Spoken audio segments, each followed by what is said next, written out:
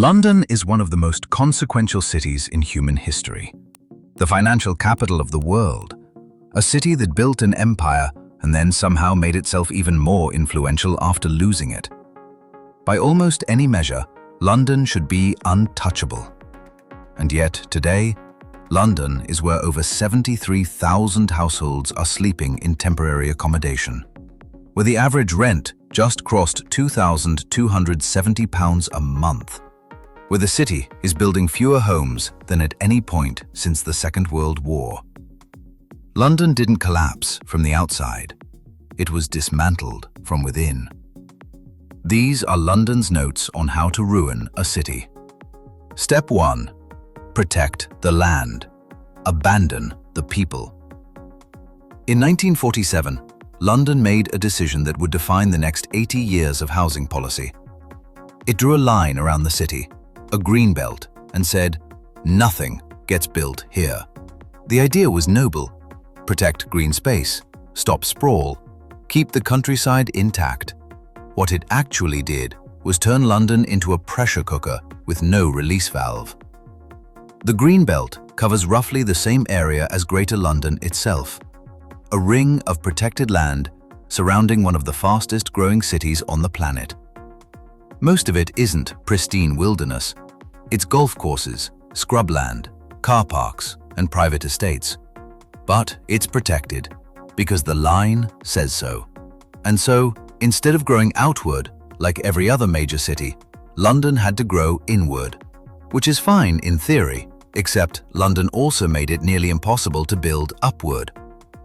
Across borough after borough, planning rules enforce low density, no towers, strict height limits, prioritize the character of the neighborhood, in other words, of the people who already own property in it. The result is a city of 9 million people that has been legally, consistently, and very deliberately prevented from building enough homes to house them. The target today is 88,000 new homes per year. In 2024/25, London built 31,000. In 2025, construction started on fewer than 6,000. That is 6% of what the city needs. In 23 of London's 33 boroughs, the number of new housing starts in the first quarter of 2025 was exactly 0.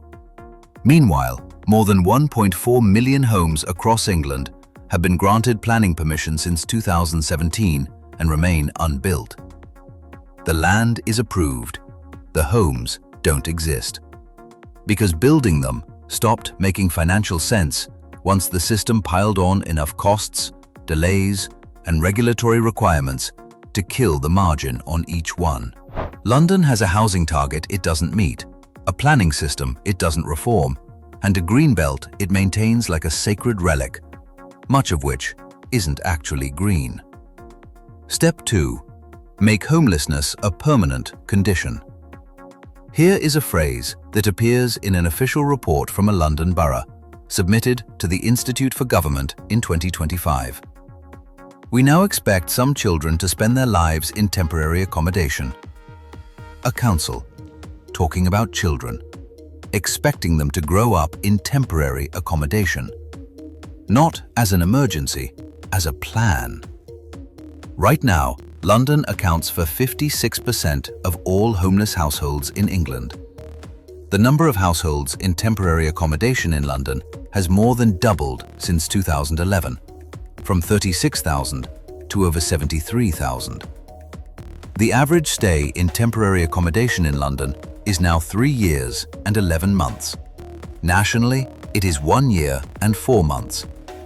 London is nearly 4 times worse. And it costs London boroughs almost £5 million a day to provide that accommodation. Accommodation that is, by definition, not a home. London boroughs overspent their homelessness budgets by at least £345 million in 2024/25. 7 London boroughs are already receiving emergency government bailouts. More are heading there. Here is the part that should stop you cold. The government subsidy paid to councils to help cover temporary accommodation costs has been frozen since 2011. Not reduced, frozen. For 14 years, while housing costs rose 43% in real terms and homelessness spiked year after year, the support payment stayed exactly the same. The system isn't failing. The system is working exactly as designed. For homeowners, for existing residents, for people who bought property decades ago when London was still theoretically affordable. For everyone else, the system simply has nothing to offer except a bed somewhere, possibly far from your children's school, your job, your GP, your life, for an average of 4 years. Step 3. Commission the plans. Skip the building. In 2018, the Mayor of London published the London Plan, an ambitious, sprawling blueprint for housing, transport, and growth. It ran to over 500 pages. It had strategies, policies, and priorities. Since that plan was published, London has delivered 18% of its annual affordable housing target in a good year. 7,674 affordable homes were added in 2023/24 against a stated need of 42,841. Then came the new government, a national pledge, 1.5 million homes. Planning reform, reform of reform. A new national planning policy framework, mandatory housing targets with teeth, an emergency housing summit, emergency viability measures for London. Planning reform was mentioned a record-breaking 520 times in Parliament in 2025. In 2025, London started construction on fewer than 6,000 homes. London is projected to complete just 9,100 homes across the entire 2-year period of 2027 and 2028. The government expects London to deliver 440,000 homes over this Parliament. The city is on pace to deliver roughly 2% of that. The plans are genuinely well written. The renderings are excellent. The vision statements are compelling. There is always a launch event, a press release, a bold number in the headline. And then the homes don't get built because viability is squeezed, because investors pulled out, because approvals take 36 weeks, because regulatory costs added £76,000 per home since 2020, because the system is structured to allow anyone with an interest in stopping something to stop it.